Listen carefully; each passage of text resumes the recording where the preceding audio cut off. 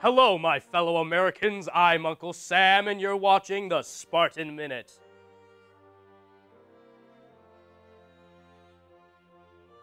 This week is homecoming week, therefore every day has a different spirit day. Monday is USA Day, Tuesday is Twin Day, Wednesday is We Wear Pink Day, Thursday is Neon Day, and Friday is Country versus Country Club. Come out and help decorate golf carts on Wednesday, September 20th. If you're not helping, come and watch the parade. This year's theme is lights, camera, action. Spartans, if you helped paint windows this past Sunday, please come back on Sunday, September 24th to help clean them up.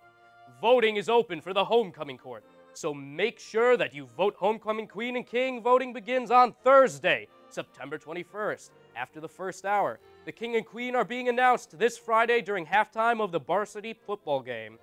Also, Spartans, be sure to buy your homecoming tickets in advance. Just a reminder, the homecoming dance is Saturday, September 23rd from 7 to 10 p.m. Thank you for joining me here today on the most patriotic Spartan Minute of them all. All the news and announcements you need in just 1 minute.